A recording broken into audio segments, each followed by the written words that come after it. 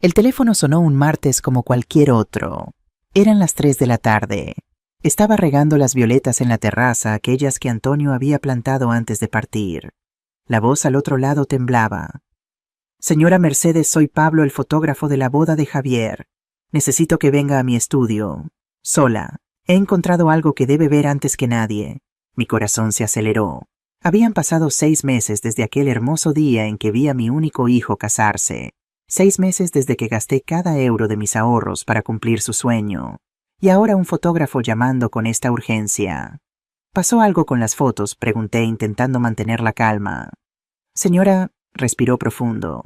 Encontré algo al revisar los archivos. Algo que usted necesita ver antes que cualquier otra persona. Por favor, no le comente nada a su hijo todavía. Confíe en mí. Colgué con las manos heladas. Cogí mi bolso, aquel de cuero marrón que llevo usando 15 años, regalo de mi Antonio, y salí sin avisar a nadie. Lucía, mi nuera, estaba encerrada en su habitación. Mi habitación, en realidad. Pero esa es historia para después. Mi nombre es Mercedes Alcázar, tengo 67 años, y hasta hace poco creía conocer el significado de la traición. Me equivocaba. Vivo en Valencia, en una hermosa casa en el barrio de El Carmen. 3 habitaciones, sala amplia, patio con naranjos que dan fruto cada año. Antonio compró esta vivienda hace 30 años, cuando aún estaba en construcción. Pagamos cada ladrillo con esfuerzo. Cuando él murió de un infarto fulminante hace 8 años, me dejó esta casa y 800.000 euros de seguro de vida y ahorros. Yo vivía de su pensión y de la mía. Trabajé 40 años como profesora de literatura. Nunca nos faltó nada, nunca sobró mucho, pero era nuestro. Javier creció en esta casa. Cada rincón tenía memoria, la marca en el marco de la cocina donde medíamos su altura. Cada cumpleaños el agujero en los azulejos del baño que hizo jugando a ser superhéroe, la mancha de vino en la pared del salón de aquella nochevieja inolvidable. Después de enviudar, la soledad se convirtió en mi compañera. Mi hijo, ingeniero informático de 35 años, trabajaba sin descanso en aquella empresa tecnológica. Siempre fue solitario, prefería quedarse en casa con sus ordenadores. Yo ya había perdido la esperanza de ver nietos. Pero un domingo, durante un almuerzo en casa de Dolores, mi mejor amiga, todo cambió. Javier vino conmigo refunfuñando como siempre. Sin embargo, esa tarde parecía diferente, ojos brillantes, sonrisa amplia y a su lado una joven de cabello liso hasta la cintura, ojos claros y un vestido floreado que marcaba bien su figura. Mamá, esta es Lucía. Ella me abrazó con aquel perfume caro de esos que venden en el Corte Inglés. Doña Mercedes, Javier habla tanto de usted. Qué placer conocerla al fin. 28 años, publicista, viviendo sola en un pequeño apartamento en Ruzafa. Al menos eso contaba. Y yo quedé encantada porque después de 8 años sola desde que mi Antonio se fue, había olvidado lo maravilloso que era ver a mi hijo feliz así. Lucía empezó a frecuentar mi casa. Cada semana había un motivo. Venía a cenar, traía postre, pedía recetas, siempre con ese aire dulce, llamándome madrecita. Madrecita, enséñeme a hacer esa paella que a Javier le encanta. Madrecita, ¿puedo pedirle un consejo sobre mi trabajo? Madrecita, es usted la suegra que siempre soñé tener. Yo me derretía. Qué ingenua. ¿Y Lucía? Lucía miraba todo con esos ojos de quien calcula el precio, solo que no me di cuenta. Estaba demasiado ocupada, sintiéndome importante otra vez. Me llamaba todos los días. Madrecita, ¿cómo está? Me mandaba mensajes con emoticonos bonitos, me invitaba a comer fuera, siempre dividiendo la cuenta, claro, pero haciéndome sentir incluida. Me encariñé, y cuando después de un año de noviazgo Javier le pidió matrimonio bajo mi naranjo, lloré tanto que mojé el suelo. Mamá, vas a tener la nuera que siempre quisiste, dijo Javier abrazándome fuerte. Lo creí.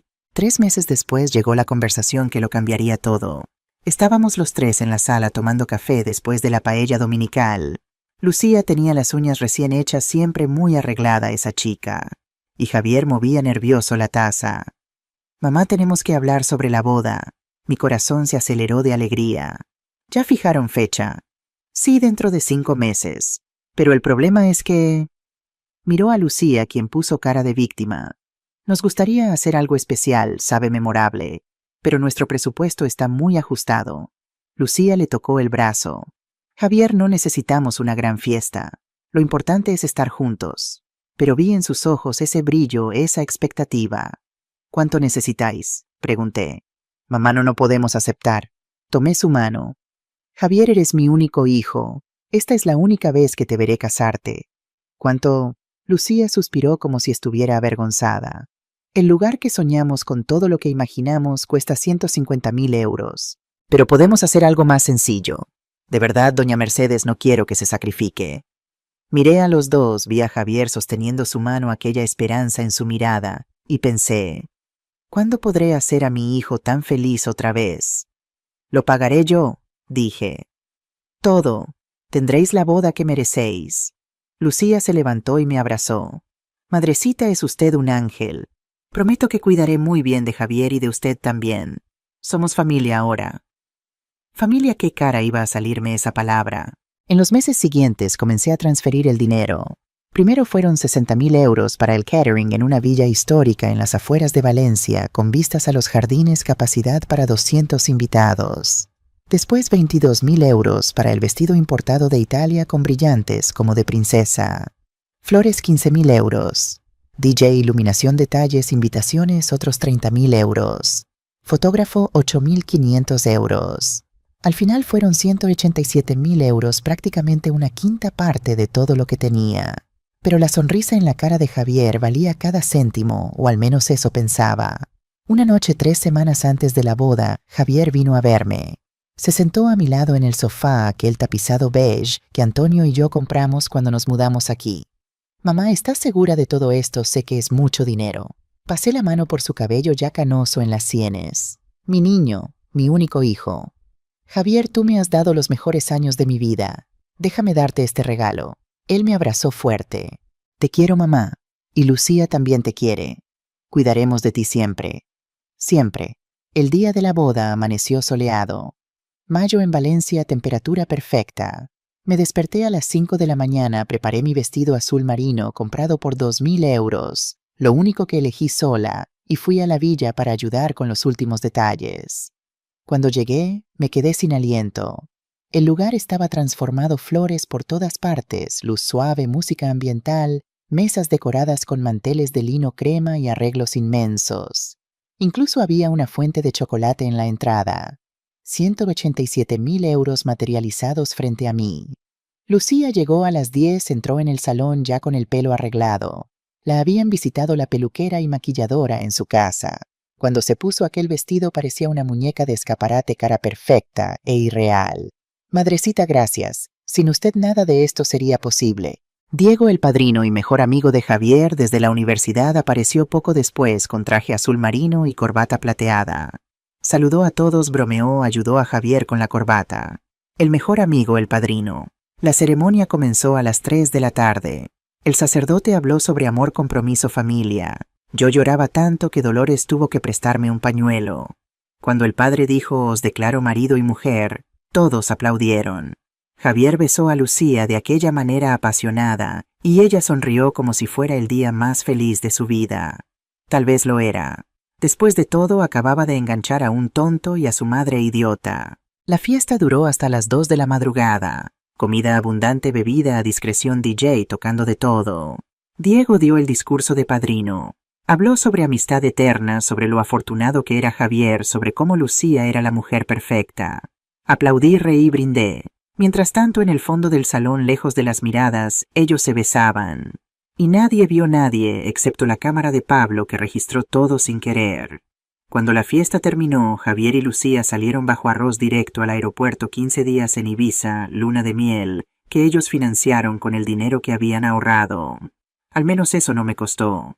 Volví a casa de madrugada exhausta, con los pies doloridos, el corazón lleno. Creí haber hecho lo correcto. Pero cuando regresaron del viaje, todo cambió.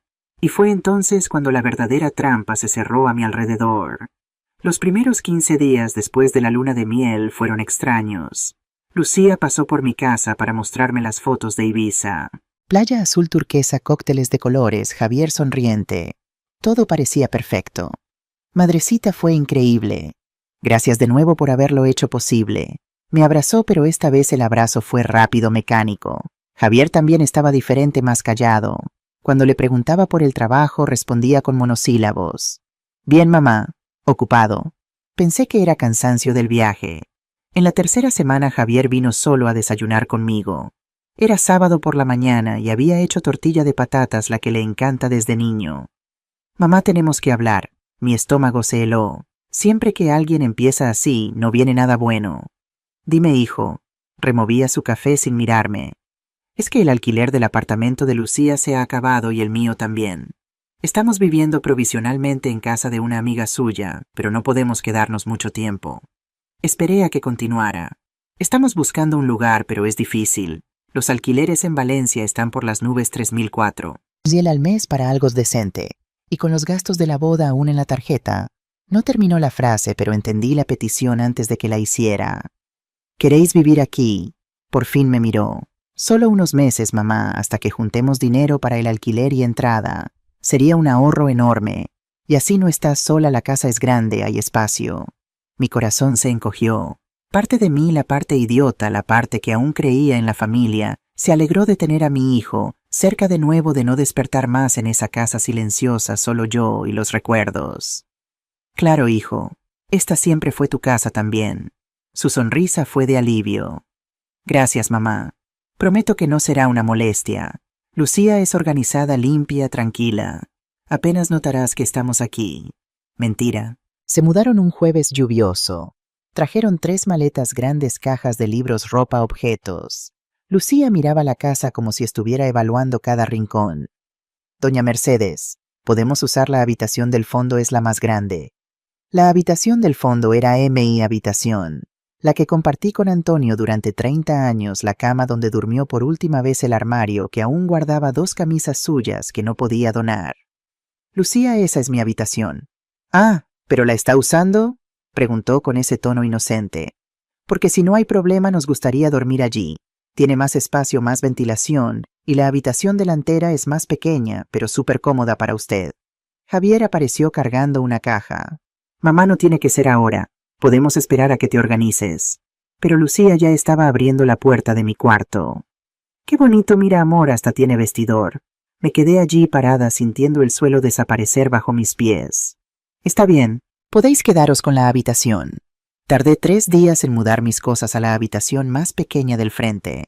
Cada prenda que sacaba del armario era una puñalada. Cada objeto que envolvía en periódico, el retrato de boda, la caja de música que Antonio me regaló, la manta de ganchillo que su madre hizo, era un pedazo de mí siendo arrancado. Lucía ni siquiera ayudó. Se quedó en la sala con el móvil riendo de algo. Las primeras 2 semanas fueron silenciosas. Lucía se levantaba tarde, desayunaba, se quedaba en la habitación o salía. Javier trabajaba todo el día, llegaba a las 8 de la noche, cenaba y se iba a dormir. Yo cocinaba, lavaba los platos, limpiaba la casa como siempre. Pero al final de la tercera semana, las cosas empezaron a cambiar. Lucía entró en la cocina una mañana de sábado mientras yo preparaba el almuerzo. Arrugó la nariz. Doña Mercedes, ¿qué olor es ese? Estoy haciendo paella. Paella, pero es tan pesada y grasienta. Javier está tratando de adelgazar. No lo sabía. Además, esta casa se queda con olor a comida todo el día. Hay que abrir más las ventanas, ¿sabe? Abrí la ventana. Seguí cocinando. Al día siguiente reorganizó toda mi cocina. Entré por la mañana y no reconocí nada. Los botes que guardaba en el armario de arriba estaban abajo. Las sartenes que tenía colgadas habían desaparecido. Las especias que dejaba junto al fogón estaban dentro de una caja plástica cerrada. Lucía, ¿por qué has tocado mis cosas? Ella salió de la habitación anudándose la bata. Ay, madrecita, perdón, es que estaba todo muy desorganizado. Le he puesto más orden. Ahora está más funcional. Funcional, mi cocina donde había cocinado durante 40 años se había vuelto funcional. Y eso fue solo el principio. En los días siguientes, Lucía empezó a quejarse de todo. La televisión del salón era demasiado vieja. Doña Mercedes, esto todavía es de tubo, nadie usa eso ya. Los muebles eran anticuados. Estos sillones de cuero son horribles. Parece casa de viejo. Casa de viejo, yo tenía 67 años. El sofá era incómodo. Las cortinas dejaban entrar demasiada luz, el baño tenía moho en las juntas. Cada comentario era una espina, pero yo los tragaba porque Javier parecía feliz, o al menos eso quería creer. Una noche, un mes después de que vivieran conmigo, Javier se quedó trabajando hasta tarde. Alrededor de las 9, Diego apareció en la puerta. Doña Mercedes, ¿está todo bien? Claro, Diego, pasa. Pero Javier ni siquiera estaba en casa. Diego se sentó en el sofá junto a Lucía, los dos viendo la televisión riendo hablando en voz baja. Pasé por el salón para coger agua. Vi su mano en el brazo del sofá demasiado cerca de la mano de ella. ¿Quiere algo, doña Mercedes?, preguntó Lucía sonriendo. No me voy a dormir. Cerré la puerta de mi habitación, esa habitación pequeña que no era realmente mía, e intenté no pensar en lo que estaba viendo. Pero en el fondo ya lo sabía, solo no quería admitirlo porque admitirlo significaba aceptar que mi hijo se había casado con una mentira y que yo había pagado 187.000 euros para financiar esa mentira. 2 meses después de que vivieran conmigo, Lucía entró en el salón con una revista de decoración bajo el brazo. Era domingo por la mañana y yo estaba desayunando sola. Javier había salido a correr algo nuevo que Lucía le había convencido de hacer. «Madrecita, ¿puedo sentarme?» Claro. Abrió la revista en una página marcada. Casas modernas minimalistas, todo blanco y gris. Nada que se pareciera a mi casa. Doña Mercedes, tengo una idea. Javier y yo hemos estado hablando. Su casa es maravillosa, tiene un potencial increíble, pero necesita unos ajustes. ¿Sabe? Sentí la alarma dispararse en mi cabeza. ¿Qué tipo de ajustes? Una reforma. Nada muy grande, dijo rápido sonriendo. Pero mire, pintura nueva, cambiar estos muebles antiguos, modernizar la cocina, hacer un baño más actual. La casa se valoraría mucho más, y usted también se sentiría renovada. Renovada como si yo fuera un mueble viejo necesitando restauración. Lucía, no tengo dinero para reformas ahora. Gasté mucho en la boda. Lo sé, lo sé. Puso su mano sobre la mía con ese gesto cariñoso falso. Pero es exactamente por eso. Usted invirtió tanto en nosotros, ahora déjenos retribuir. Javier y yo vamos a pagar la reforma. Es nuestro regalo para usted. Regalo. No hace falta, Lucía. La casa está bien así. Doña Mercedes, me interrumpió aún sonriendo, pero el tono cambió. Con todo respeto, la casa no está bien, está vieja, está cayéndose a pedazos. El revoque de la pared exterior se está desprendiendo, hay filtraciones en el techo de la cocina, los grifos gotean. Si no lo arreglamos ahora será peor y más caro. No estaba totalmente equivocada. La casa necesitaba mantenimiento, pero una reforma completa. Javier entró en ese momento sudado por la carrera. Mamá, Lucía te habló de la reforma y... Sí, pero no creo que sea necesario. Mamá se sentó a mi lado. Déjanos hacer esto. Vivimos aquí gratis ahorrando alquiler. Es justo retribuir, y sinceramente la casa lo necesita. Tú misma te quejas del grifo que gotea de la ducha que siempre se estropea. Miré a los dos, mi hijo sudado con esa cara de quien solo quiere ayudar, y Lucía con esa sonrisa perfecta.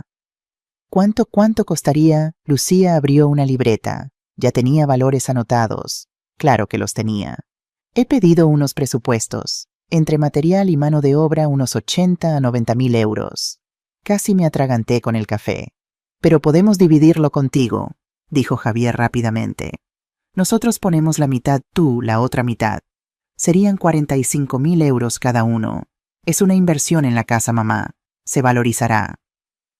45.000 euros. Casi la cuarta parte de lo que ya había gastado en la boda. No sé, hijo. Déjame pensarlo. Doña Mercedes. Lucía cerró la revista. Sin presión, pero si lo vamos a hacer tiene que ser pronto. He encontrado un contratista excelente, pero está muy solicitado. Si no decidimos esta semana, habrá que esperar meses. Presión sin presión. Pasé 3 días pensando, mirando las paredes de mi casa al suelo, que realmente estaba gastado, a los grifos que goteaban, a los muebles que tenían marcas de 40 años de uso. Tal vez tuvieran razón. Tal vez la casa realmente necesitaba... Al cuarto día accedí. Está bien, hagamos la reforma. La sonrisa de Lucía fue instantánea. Ay, madrecita, verá qué bonito quedará. Javier me abrazó. Gracias por confiar en nosotros, mamá. Al día siguiente, Lucía apareció con el contratista, un hombre de unos 50 años llamado Germán, con una carpeta llena de papeles. Midió, fotografió, anotó todo. Lucía iba con él señalando, aquí derribamos esta pared, allí ponemos porcelanato, esta cocina entera hay que rehacerla. Derribar la pared. Nadie había hablado de derribar nada. Lucía, espera. Derribar paredes no estaba en el plan. Madrecita, confíe. Es para ampliar el salón. Quedará mucho más moderno. Germán entregó el presupuesto final. 95.000 euros. 5. Y el más de lo que Lucía había dicho. Es porque incluye unas mejoras. explicó, como el cambio de instalación eléctrica que está antigua. Es esencial para la seguridad. Javier estuvo de acuerdo con todo, y yo fui al banco, saqué mis 45,000 euros, le di el dinero a Javier, quien lo depositó junto con su parte en la cuenta de Lucía. Es para facilitar los pagos, mamá. Lucía está gestionándolo todo. La obra comenzó un lunes. 3 hombres llegaron a las 7 de la mañana con taladros, martillos, neumáticos, sacos de cemento. El ruido era ensordecedor. En los primeros días solo rompieron cosas. La pared entre el salón y la cocina vino abajo. Polvo por todas partes, olor a pintura, cemento, cola, y entonces empezaron a tocar los muebles. Doña Mercedes, vamos a tener que sacar estos muebles antiguos de aquí. Están estorbando la obra, dijo Germán. Podemos ponerlos en el patio, yo los cubro con lona, sugerí. Pero cuando salí a hacer compras y regresé, la mitad de los muebles habían desaparecido. Lucía, ¿dónde está el sillón de Antonio? Aquel de cuero verde musgo que estaba en el salón. Ella ni siquiera me miró, ocupada con su móvil. Ah, ese lo tiré. Estaba muy viejo, madrecita. Roto feo, nadie lo querría.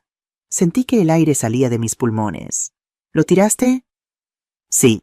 Y aquel reloj de pared también, el que hacía ruido cada hora. Se lo di a Germán. Dijo que a su madre le gustan estas cosas antiguas. El reloj carillón. El reloj que Antonio compró en nuestra luna de miel en Granada. El reloj que tocaba a las 6 de la tarde siempre, y él se detenía para escucharlo sin importar lo que estuviera haciendo. Lucía, mi voz salió temblando. No tenías derecho a hacer eso. Esas cosas eran mías. Eran de Antonio. Ella finalmente me miró, y en esa mirada por primera vez vi frialdad pura. Doña Mercedes, con todo respeto, eran cosas viejas, inservibles. Si le hubiera preguntado, usted habría dado vueltas y nunca me habría dejado tirarlas. Le hice un favor. Por favor. Mi voz se elevó. Has destruido los recuerdos de mi marido. Javier entró corriendo de la calle. ¿Qué gritos son estos? Tu esposa ha tirado las cosas de tu padre. Lucía suspiró, haciéndose la víctima. Javier, solo quité aquel sillón viejo y un reloj roto. Que no estaba roto, grité. Funcionaba perfectamente. Javier me miró luego a ella. Mamá, fue sin querer. Lucía estaba tratando de ayudar. Ayudar, Javier, aquel sillón era donde tu padre se sentaba todos los domingos para leer el periódico, donde se quedó la última noche antes de... No pude terminar. Las lágrimas vinieron. Javier se acercó. Mamá, lo sé, pero era solo un sillón. Podemos comprar otro parecido. Solo un sillón. Miré a mi hijo y por primera vez no lo reconocí. Sal de aquí, murmuré. Mamá, sal de aquí. Él salió. Lucía también. Oí la puerta de la habitación de mi habitación cerrarse. Me quedé sola en el salón destruido. Pared sin revoque, polvo cubriendo todo el espacio vacío donde el sillón verde musgo solía estar. Y me di cuenta, no estaban reformando mi casa, estaban borrando mi historia. La reforma llevó 2 meses. 2 meses de ruido, polvo, extraños entrando y saliendo de mi casa. 2 meses viendo cada rincón familiar ser destruido y reconstruido en algo que yo no reconocía. Cuando terminaron, Lucía me llamó para ver el resultado. Madrecita, venga a ver. Quedó increíble. Salí de mi habitación porque eso es lo que había pasado a ser una habitación pequeña donde apenas cabía mi cama y un armario, y fui hasta el salón. Me detuve en la puerta y quise llorar. Todo era blanco, paredes blancas, sofá blanco, cortinas gris claro. El suelo de tarima que Antonio eligió, aquel con tono cálido de madera de derribo, había sido cubierto con porcelanato gris frío. La pared entre el salón y la cocina no existía más. Era todo integrado, abierto, sin alma. Los muebles eran nuevos, modernos, sin historia. ¿Y no quedó maravilloso? Lucía giraba con los brazos abiertos como si me estuviera mostrando un palacio. Quedó diferente, murmuré. Diferente quedó, actual. Mire esta iluminación LED, estos colores neutros, este espacio. Ahora sí la casa tiene valor. Valor. Javier apareció cargando cajas. Mamá, mira qué bonito. Hasta parece casa nueva. Lo parecía. Y ese era exactamente el problema, porque aquella ya no era mi casa, era la casa de ellos. En los días siguientes, Lucía fue imponiendo más cambios. Doña Mercedes, ahora que la casa está preciosa, tenemos que mantenerla organizada, ¿no? Pegó una hoja en la nevera. Hice un cronograma de tareas domésticas. Días para limpiar cada habitación, horarios para las comidas, reglas para la cocina. Reglas en mi casa. Mire aquí, cena siempre a las 7 de la noche. Nada de dejar platos en el fregadero después de las 9. La basura hay que sacarla todas las noches. Y aquí, señaló el papel, puse que usted se encarga del almuerzo, ya que Javier y yo trabajamos, pero en la cena nos turnamos. Está bien. No esperó la respuesta. Salió. Miré aquel papel. Mi vida ahora controlada por horarios de una chica de 28 años. Comencé a sentirme huésped. Me despertaba temprano, hacía café en silencio, limpiaba la casa, preparaba el almuerzo. Javier salía a las 7, volvía a las 8. Lucía se levantaba tarde, usaba su portátil, salía a resolver cosas. Diego comenzó a aparecer casi todos los días. Hola, doña Mercedes. ¿Javier está? No, está trabajando. Ah, entonces esperaré. Lucía me dijo que podía venir. Entraba, se sentaba en el sofá nuevo. Se quedaba allí riendo con Lucía, viendo series, pidiéndome un vaso de agua, como si fuera de la familia. Una tarde pasé por el salón y los vi muy juntos. Ella con el portátil en el regazo, él inclinado mirando la pantalla, su mano en el respaldo del sofá, demasiado cerca del hombro de ella. ¿Necesita algo, doña Mercedes?, preguntó Lucía sin apartar los ojos de la pantalla. No solo pasaba, pero mi corazón latía descompasado. Empecé a evitar el salón, me quedaba encerrada en mi habitación, leía, veía la televisión bajito, trataba de no molestar. Una noche, 3 meses después de que vivieran conmigo, no pude dormir. Eran las 2 de la madrugada y oí voces en el salón, bajitas pero audibles. Abrí la puerta despacio. El pasillo estaba oscuro, la luz del salón encendida. Me acerqué y escuché. Calma, amor. Solo un poco más. Era la voz de Lucía. Estoy cansado de esta farsa, Lu. ¿Cuándo vas a conseguir esa maldita procuración? Diego, mi sangre se heló. Estoy trabajando en eso, respondió irritada. La vieja es terca, pero lo conseguiré. Cuando firme todo será más fácil. Liquidamos sus inversiones, vendemos la casa. ¿Y el idiota de Javier? Escuché una risa baja. Se tragará todo callado como siempre. Está tan ciego que no se da cuenta de nada. Procuración. Vender la casa. El idiota de Javier. Volví a mi habitación sin hacer ruido. Me senté en la cama temblando. Estaban planeando robarme y mi hijo no sabía nada. Al día siguiente actué como si nada hubiera sucedido. Hice café, limpié la casa, sonreí cuando Javier me dio los buenos días, pero mi cabeza no paraba. Necesitaba pruebas, necesitaba estar segura antes de acusar.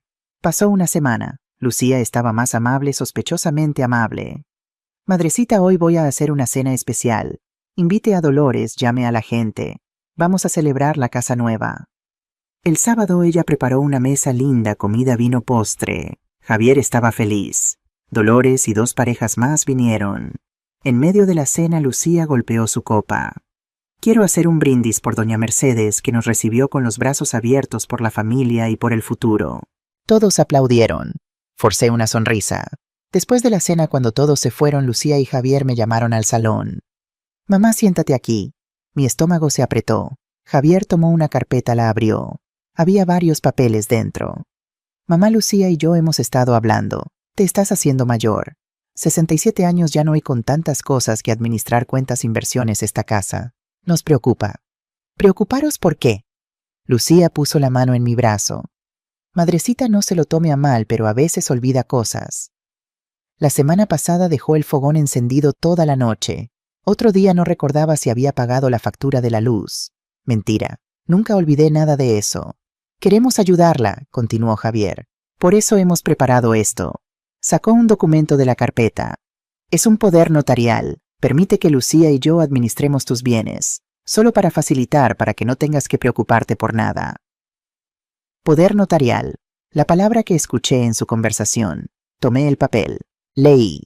Poder notarial con facultades plenas, cuenta bancaria, inversiones, venta de inmuebles. Todo. Javier, esto os da control total de mi vida. Es solo para ayudarte, mamá, por tu bien, por nuestro bien. Miré a los dos.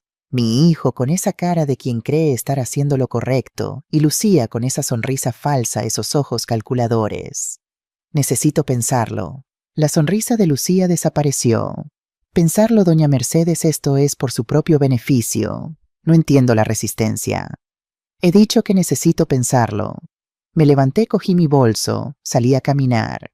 Eran las 10 de la noche, pero necesitaba aire. Cuando regresé, la casa estaba oscura. Fui a mi habitación, cerré la puerta con llave y lloré hasta empapar la almohada. Mi hijo quería quitarme todo, o peor aún no quería, pero estaba siendo manipulado por esa serpiente. Me quedé acostada mirando al techo pensando en Antonio, en lo que él haría en esta situación. Y entonces mi móvil sonó. Era un número desconocido. Contesté. Doña Mercedes, soy Pablo, el fotógrafo de la boda. Tiene unos minutos, necesito que venga a mi estudio mañana si es posible. Encontré algo en las fotos. Algo que usted debe ver. Y por favor no le diga nada a nadie todavía. Colgué el teléfono con la mano temblando. Esa llamada iba a cambiarlo todo, solo que aún no sabía cuánto. No dormí aquella noche. Me quedé mirando al techo de mi habitación, pensando en la llamada del fotógrafo, en el poder notarial, en la conversación que escuché entre Lucía y Diego. Todo empezaba a conectarse, pero aún me faltaba la pieza final del rompecabezas. A la mañana siguiente, martes, esperé a que Javier saliera a trabajar. Lucía estaba en la habitación todavía durmiendo. Ella siempre se despertaba tarde. Me puse mis pantalones vaqueros, una blusa discreta, cogí el bolso y salí en silencio. El estudio de Pablo estaba en Ruzafa, 20 minutos en autobús. Bajé frente al edificio, subí 2 tramos de escaleras y toqué el timbre. Él abrió casi de inmediato. Parecía aún más cansado que la última vez. Doña Mercedes, gracias por venir. Entramos. La misma sala, el mismo ordenador encendido, pero esta vez tenía más archivos abiertos. No quería hacer esto por teléfono, comenzó señalando una silla. Lo que voy a mostrarle es complicado. Me senté agarrando el bolso con fuerza. Él hizo clic en una carpeta. Aparecieron las fotos que yo ya había visto, Lucía y Diego besándose en el fondo del salón. Estas ya las conoce, pero hay más. Hizo clic en otra carpeta. Apareció una secuencia de fotos. Lucía y Diego en diferentes momentos de la fiesta, conversando cerca de la barra, riendo en el jardín, sus manos entrelazadas debajo de la mesa durante la cena. Esto fue durante toda la boda. No fue un momento, fue la noche entera. Mi respiración se volvió pesada. Pero lo que más me inquietó, continuó Pablo, fue esto. Abrió una foto ampliada. Lucía estaba de espaldas hablando por teléfono lejos de la fiesta. El fotógrafo la había capturado sin querer. Pude leerle los labios. Hice un curso de lectura labial para trabajar con personas sordas. Mire lo que está diciendo. Pasó el dedo por la pantalla siguiendo el movimiento de los labios de ella en la foto. Lo conseguí, amor. Lo ha pagado todo. Ahora solo queda el segundo paso. Sentí que el suelo desaparecía.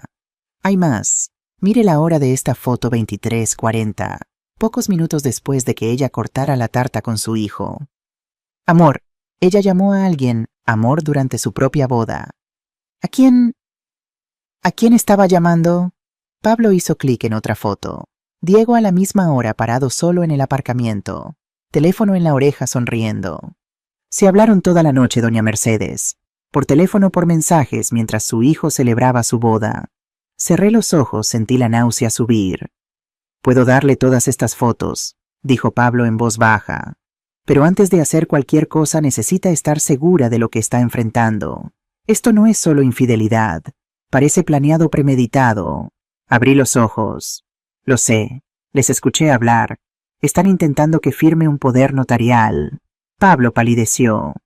Poder notarial, cuéntemelo todo. Le conté todo: la reforma, los objetos tirados, la convivencia manipuladora, la conversación que escuché de madrugada. Él sacudió la cabeza. Doña Mercedes, esto es una estafa. Estafa patrimonial a personas mayores. Tiene nombre maltrato económico familiar. Ya he oído casos así. Pero su hijo Javier no sabe nada. Él no haría esto conmigo, lo sé. Por eso necesita pruebas sólidas antes de hablar con él, porque cuando acuse a ella lo negará todo. Dirá que usted está confusa, senil. Y si su hijo le cree a ella... No necesitó terminar la frase. ¿Qué hago? Pablo pensó un momento. ¿Tiene dinero guardado para contratar a un detective privado? Sí.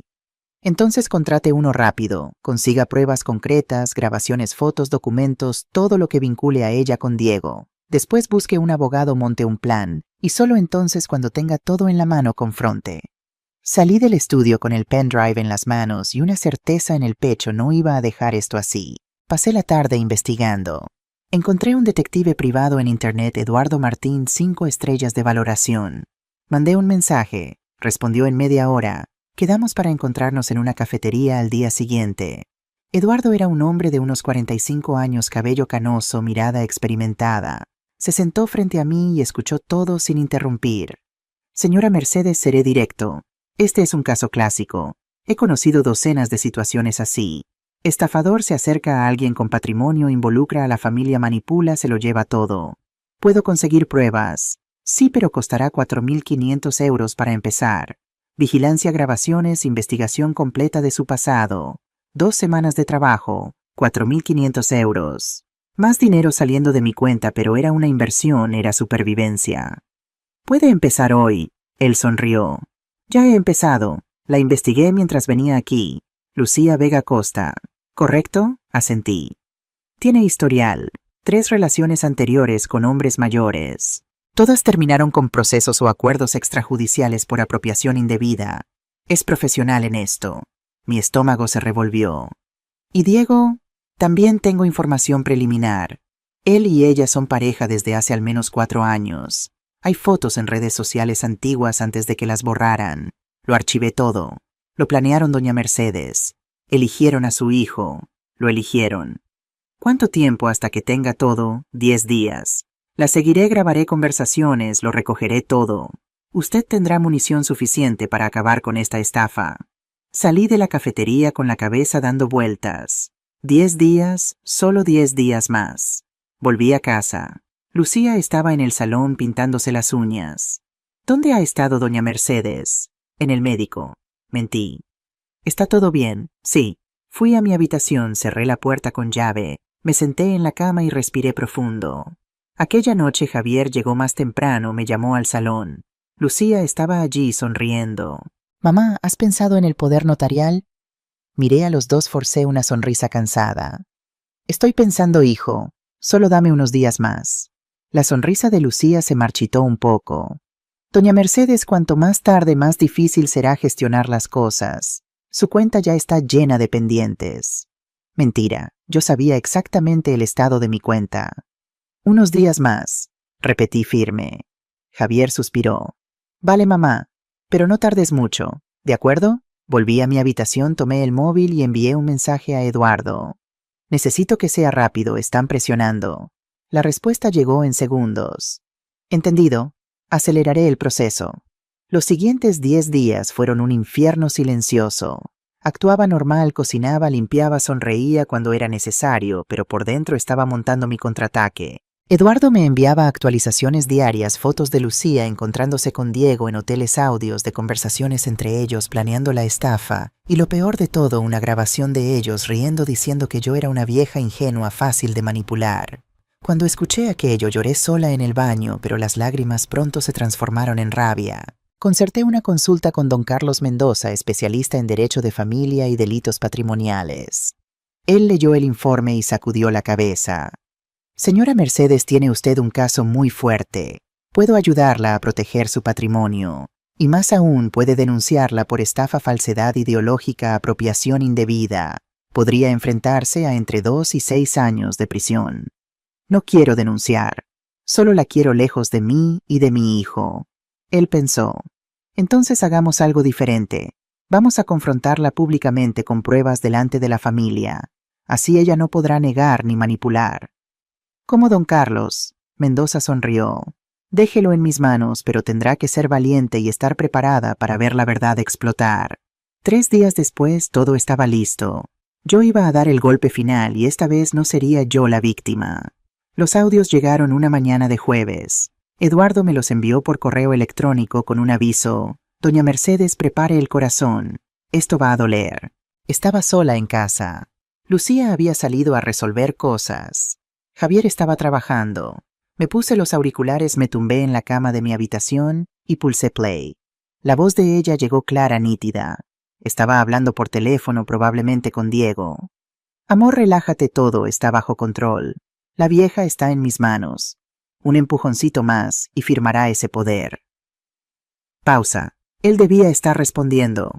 Sé que está tardando, pero vale la pena. La casa vale fácilmente 1,5 millones más los 800,000 que tiene guardados. Cuando tengamos acceso, liquidamos todo y desaparecemos. Mi estómago se revolvió. 1,5 millones más 800,000. Lo sabían todo. La voz de ella continuó más baja, casi íntima. Y Javier, a cariño, no sospecha nada. Es tan tonto, tan correcto. Se cree todo lo que le digo. Cuando terminemos con esto, pediré el divorcio, inventaré que me engañó, me quedaré con la mitad de todo y desapareceremos. Risas. Los dos riendo. Estoy de acuerdo, amor. Fue la mejor idea que hemos tenido. Casarme con el idiota, ganarme la confianza de la madre, robarlo todo. Genial. Paré el audio, me quité los auriculares, me quedé allí tumbada mirando al techo. Idiota. Llamó a mi hijo, idiota. Y peor, llamó a la estafa. La mejor idea. Limpié las lágrimas, respiré hondo y seguí escuchando. El segundo audio era aún peor. Diego, deberías haber visto su cara cuando tiré aquel sillón. Casi le da algo. Risas. Pero fue bueno. Había que borrar todo de aquel viejo. La casa ahora es nuestra. Cuando la vendamos, nadie recordará que fue de ella. Nadie recordará que fue de ella. Mi casa, mi historia, mi vida. Todo resumido en un obstáculo para ser borrado. El tercer audio era una conversación entre Lucía y Diego en persona. Eduardo había logrado grabarlos en un restaurante donde se encontraron. ¿Cuánto tiempo más vamos a tener que aguantar esta farsa?, preguntaba Diego irritado. 1 mes como máximo. En cuanto firme, movemos el dinero, ponemos la casa a la venta e inventamos una emergencia como una enfermedad familiar, qué sé yo. Desaparecemos. ¿Y Javier? Le dejo una carta diciendo que no funcionó, que me enamoré de otra persona. Sufrirá un poco, llorará, pero lo superará. Los hombres siempre superan. Diego rió. Eres cruel. No, amor, soy inteligente. Apagué. No podía escuchar más. Eduardo me había enviado 12 audios, 12 conversaciones diferentes, todas con el mismo tono: burla, cálculo, crueldad. Pero había más. En el informe detallaba toda la historia de ambos. Lucía y Diego eran pareja desde hacía 4 años. Se conocieron en un bar de Valencia. Ella trabajaba aplicando pequeñas estafas, fingía interés en hombres mayores, sacaba dinero y desaparecía. Diego era agente inmobiliario fracasado, lleno de deudas. Los dos se unieron y crearon un esquema. Ella seducía a hombres con patrimonio, se casaba o se acercaba a la familia, conseguía un poder notarial o acceso a los bienes y desaparecía. Javier era el tercer objetivo. Los otros dos habían desistido de denunciar por vergüenza. Pero Eduardo había contactado con uno de ellos, un empresario de 60 años llamado Mario. Él lo confirmó todo. Lucía se había acercado a él, se habían casado por lo civil, ella había conseguido acceso a sus cuentas y había desaparecido con 120,000 euros. Es profesional, me dijo Mario por teléfono con voz cansada. Estudiada, sabe exactamente qué hacer, qué decir. Yo caí. Mis hijos me advirtieron. No escuché. Perdí dinero y dignidad.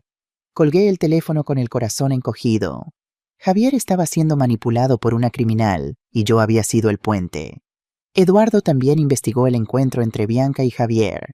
Descubrió que fue preparado. Diego conocía a Javier del gimnasio, se hizo su amigo. Sacó el tema, descubrió que era hijo único de madre viuda con patrimonio. Presentó a Lucía a propósito. Todo planeado, cada paso, cada palabra, cada sonrisa. En el 12º día me senté con don Carlos en su despacho. Él leyó el informe completo, escuchó los audios y golpeó la mesa. Doña Mercedes, esto es un delito. Estafa agravada. Asociación criminal. Usted puede y debe denunciar. No quiero un proceso legal. Quiero justicia.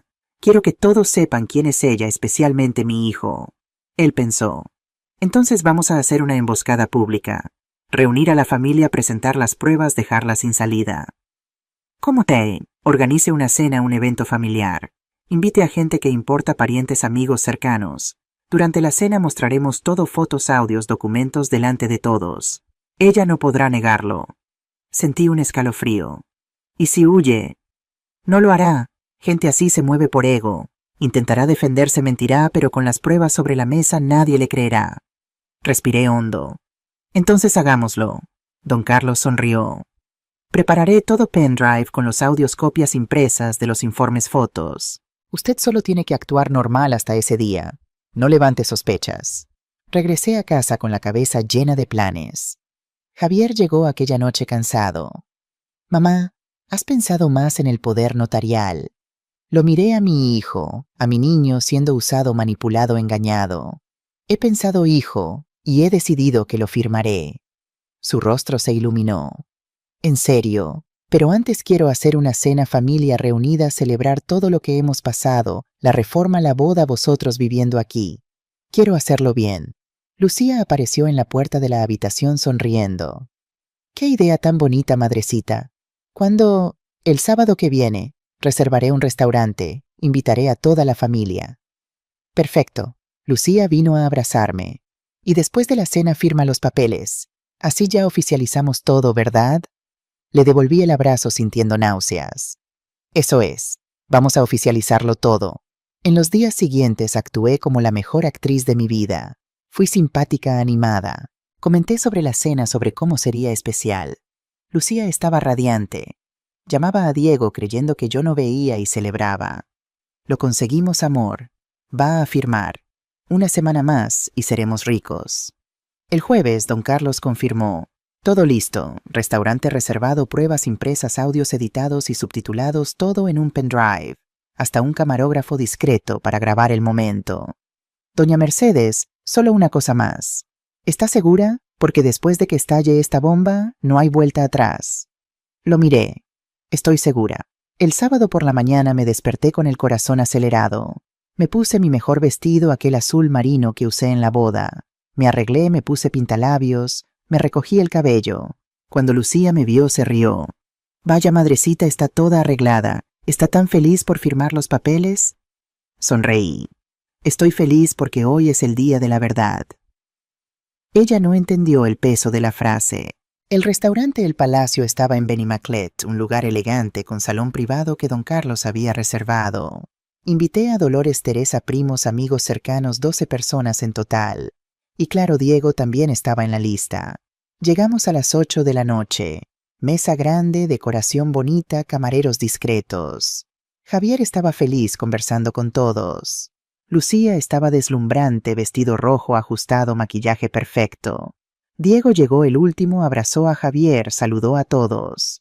Cuando miró a Lucía, los dos intercambiaron una mirada rápida. Lo vi, y sonreí por dentro.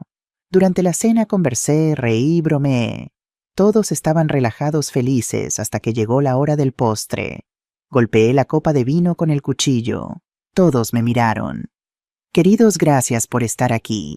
Esta noche es especial porque hoy voy a contar una historia. Una historia sobre mentiras, traición y justicia. Javier frunció el ceño. Mamá, ¿qué? Déjame terminar, hijo. Un camarero trajo una pantalla. Don Carlos, que estaba discreto en un rincón, encendió el proyector y la primera foto apareció Lucía y Diego besándose en la boda. El silencio fue ensordecedor. Javier se puso pálido. Miró la pantalla, luego a mí, después a Lucía. Mamá, ¿qué es esto? Lucía se levantó, rostro enrojecido. Doña Mercedes, ¿qué broma es esta? Esto es... Siéntate, no he terminado. Ella dudó. Diego estaba petrificado en la silla sudando. Hice clic en el control. La siguiente imagen apareció ellos dos de la mano durante la fiesta. Luego otra, ella al teléfono, el zoom mostrando sus labios diciendo, lo conseguí, amor, lo ha pagado todo. Estas fotos fueron tomadas en vuestra boda, Javier, por el fotógrafo al que pagué 8.500 euros. Mientras tú celebrabas, tu esposa te engañaba con tu mejor amigo. Javier se volvió hacia Lucía, voz temblorosa. Lucía, explica esto. Ella intentó llorar, se puso las manos en la cara. Javier, amor, no es lo que parece. Yo estaba emocionada. Diego me consolaba. Mentira, corté. Hice clic de nuevo. Ahora apareció un documento en la pantalla, investigación completa, fotos de los dos juntos en hoteles, extractos de conversaciones antiguas. Llevan saliendo 4 años, lo planearon todo. Diego te presentó a ella a propósito, Javier, después de descubrir que eras hijo único de viuda con patrimonio. Dolores se llevó la mano a la boca. Teresa murmuró, Dios santo. Los otros invitados miraban entre la pantalla y los acusados horrorizados. Javier estaba en shock. 4 años, espera, hay más. Pulsé play. El primer audio comenzó. La voz de Lucía llenó el salón. Amor, relájate. Todo está bajo control. La vieja está en mis manos. Un empujoncito más y firmará ese poder. Javier cerró los ojos. Sé que está tardando, pero vale la pena. La casa vale fácilmente 1,5 millones más los 800,000 que tiene guardados. Lucía se levantó voz desesperada. Esto es un montaje. Alguien lo editó, lo falsificó. ¡Cállate!, gritó Javier. Nunca había oído a mi hijo gritar así. Deja que suene. El audio continuó. Y Javier a cariño no sospecha nada. Es tan tonto, tan correcto. Se cree todo lo que le digo. Javier abrió los ojos. Tenía lágrimas corriendo. Cuando terminemos con esto, pediré el divorcio, inventaré que me engañó, me quedaré con la mitad de todo y desapareceremos. La risa de ella, la risa de Diego. Puse el segundo audio, Lucía hablando sobre tirar el sillón, de Antonio riendo, hablando sobre borrar mi historia de la casa. Puse el tercer audio, los dos planeando desaparecer con el dinero. Con cada audio, Lucía palidecía más. Diego intentó levantarse, pero yo hablé con firmeza. Si sales de esa silla, llamo a la policía ahora mismo. Él se sentó. Cuando el último audio terminó, el silencio era absoluto. Hasta los camareros habían dejado de trabajar. Javier estaba encorvado, manos en el rostro, hombros temblando, llorando. Teresa rompió el silencio. Mercedes, esto es real, todo esto. Tomé la carpeta que don Carlos me entregó. Aquí hay 50 páginas de investigación, fotos de los dos en hoteles, historial de ella, aplicando la misma estafa a otros hombres. Conversaciones, pruebas, todo. Quien quiera ver puede coger. Pasé la carpeta. Dolores fue la primera en ojearla. Se puso roja de ira. «¡Maldita zorra!», gritó a Lucía. «¡Víbora! ¿Cómo haces esto a una familia?». Lucía finalmente se derrumbó, dejó de fingir. Su rostro se retorció en rabia pura. «¿Hacer qué? Usé lo que tengo. ¿Ustedes creen que iba a pasar la vida trabajando para qué? Para pagar alquiler. Esta vieja tenía dinero parado. Iba a morir sola de todos modos. Yo solo aceleré el proceso». El salón explotó. Gente gritando, insultando. Javier se levantó señalándola. «Sal, sal de aquí ahora». Pero yo levanté la mano. «Espera». Todos me miraron. «Aún no he terminado». Me giré hacia Lucía. «Tú y Diego me vais a devolver cada céntimo de la reforma. 95 euros. Tenéis 60 días conforme a la ley. De lo contrario, os denuncio por estafa, apropiación indebida y asociación criminal». «Don Carlos», señalé al abogado, «ya lo tiene todo preparado». Diego se atragantó. «No tengo ese dinero». «Entonces vende tu coche, pide prestado, vuelve a ser corredor de finca. No me importa, pero vais a pagar». Me giré hacia Lucía. «Y tú saldrás de mi casa mañana a las 10 de la mañana. Si no sales, llamo a la policía para que te saquen. Y olvídate de quedarte con algo de Javier. Matrimonio anulado por dolo. No te llevarás nada. Nada». Don Carlos se acercó con un papel. «Tengo aquí la petición de anulación. Fraude comprobado. El matrimonio no vale». Javier cogió el papel, firmó sin dudar. Lucía finalmente explotó. «¿Ustedes creen que son qué? Familia perfecta. Mercedes, eres una vieja amargada que pagó para tener compañía. Javier, eres un débil que necesita a su mamá para todo». Dolores le tiró un vaso de agua. «Respeta, desgraciada». Los guardias de seguridad del restaurante aparecieron. Don Carlos había avisado antes que tal vez los necesitaríamos. Escoltaron a Lucía y Diego fuera. Ella gritaba, pataleaba. Él se fue en silencio, cabeza baja. Cuando la puerta se cerró, el salón quedó en silencio. Javier cayó en la silla, rostro entre las manos. Me acerqué, puse la mano en su hombro. «Hijo». «Mamá». Su voz salió ahogada, llena de dolor. Yo no sabía. Te juro que no sabía. Ella me utilizó, nos utilizó y yo lo permití. La defendí cuando intentaste avisarme. No te creí». Me arrodillé frente a él, sostuve su rostro con mis 2 manos. «Javier, fuiste víctima. Ella es profesional en esto. No fue tu culpa». Él lloró en mi hombro. Mi hijo de 35 años llorando como un niño. Y yo lloré con él, porque incluso después de todo, de la traición, de la estafa, de la humillación, el dolor de ver a mi hijo sufriendo era mayor que cualquier otro. Dolores se acercó, nos abrazó a los dos. Teresa también. Pronto toda la mesa estaba a nuestro alrededor, apoyando, consolando. Cuando Javier finalmente se calmó, limpió su rostro y me miró. «Mamá, perdóname por todo, por haber traído a esa mujer a tu vida, por no haberte protegido. Te engañaron, hijo. No tienes que disculparte. Sí tengo que hacerlo. Dejé que ella destruyera tus cosas, tomara tu habitación, te humillara en tu propia casa. He fallado como hijo. Negué con la cabeza. No has fallado, solo confiaste en la persona equivocada. Y ahora arreglamos esto. Don Carlos se acercó. Doña Mercedes, necesito que sepa. Mañana por la mañana Lucía puede intentar volver a la casa, puede causar problemas. Recomiendo que cambie las cerraduras hoy mismo, y si es posible que alguien se quede en la casa con ustedes. Dolores levantó la mano. Yo duermo allí, y mi marido también. Esa desgraciada no pasará de la puerta. Asentí. Gracias, Dolores. Volvimos a casa aquella noche. Yo, Javier, Dolores y su marido Antonio. Al llegar, Javier miró alrededor del salón blanco frío sin alma. Mamá, vamos a arreglar esto. Voy a traer tu sillón de vuelta. Voy a encontrar un reloj igual a aquel. Voy... Hijo, sostuve su mano. Lo arreglamos juntos poco a poco. Él me abrazó fuerte. Aquella noche dormí por primera vez en meses con la sensación de haber recuperado el control de mi vida. Y al día siguiente vendría la verdadera justicia. Domingo 10 de la mañana. Yo estaba en el salón, aquel salón blanco y frío que ya no parecía mío, esperando. Javier a mi lado tenso. Dolores y Antonio en la cocina tomando café. Don Carlos había llegado temprano con un oficial de justicia discreto. Habíamos cambiado las cerraduras la noche anterior. Un cerrajero amigo de Antonio vino con urgencia, cobró 300 euros, hizo el trabajo en 1 hora. 10, 15 nada. 10:30 silencio. Entonces el timbre sonó insistente, repetido. Javier fue al interfono. ¿Quién es? Soy yo. Abre esta puerta. La voz de Lucía histérica. Tus cosas están aquí dentro en maletas. Puedes recogerlas en la puerta. Yo vivo ahí, no puedes impedirme entrar. Don Carlos se acercó al interfono. Señorita Lucía, soy el abogado de la familia. Tiene orden de desalojo por fraude matrimonial. Sus pertenencias se le entregarán ahora. Si intenta entrar por la fuerza, se llamará a la policía. Silencio al otro lado. Javier bajó con 3 maletas grandes, todo lo que era de ella. Las puse en la puerta. Abrí solo lo suficiente para pasar las maletas hacia afuera.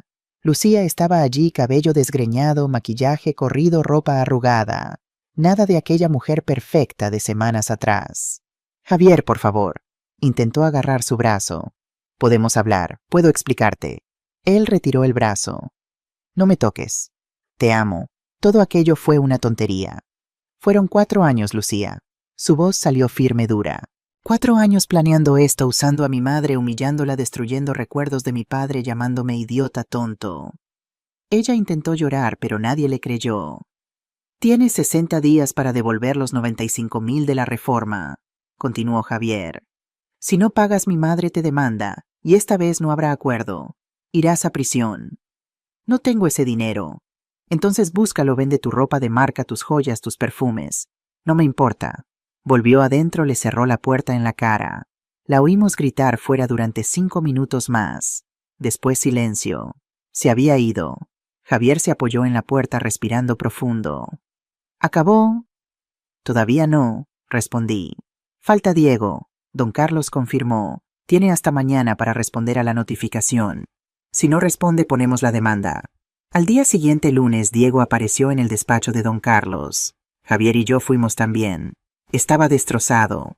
Ojeras profundas, barba sin afeitar, ropa arrugada. No tengo 95.000 euros, dijo voz temblorosa. Ni la mitad de eso. Entonces tendrás que conseguirlo, respondió don Carlos fríamente. Vende tu coche, tu apartamento, pide prestado. Mi apartamento está financiado.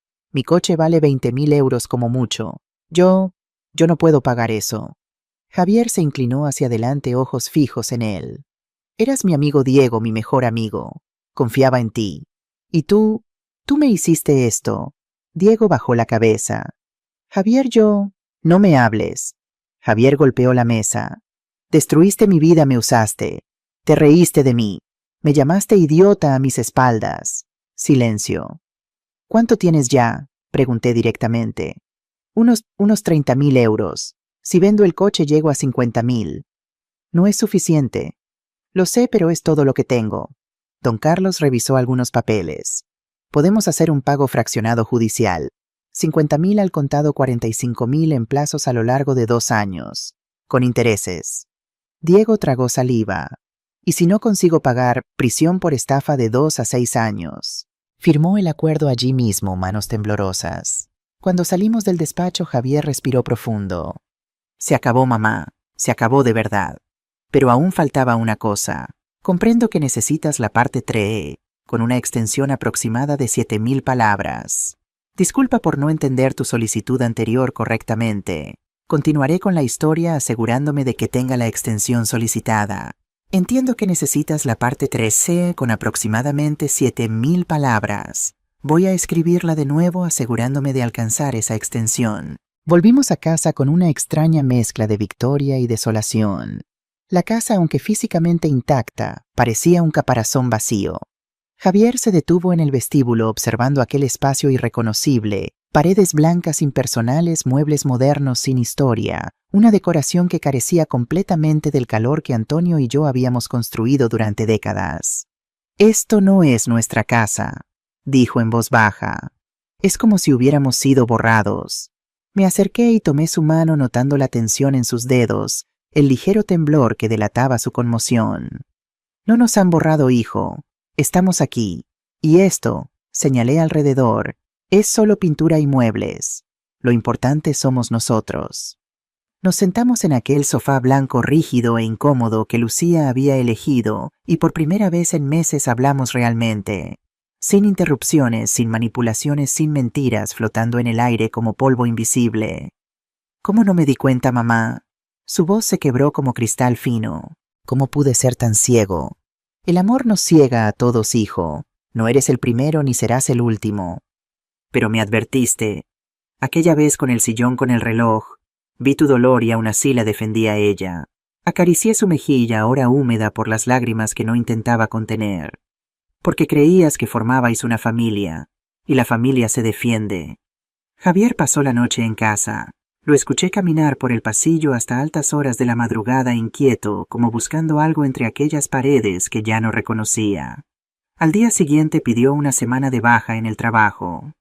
«Necesito tiempo, mamá», me dijo durante el desayuno revolviendo un café que apenas probó, «para procesar todo y para empezar a arreglar lo que ayudé a destruir».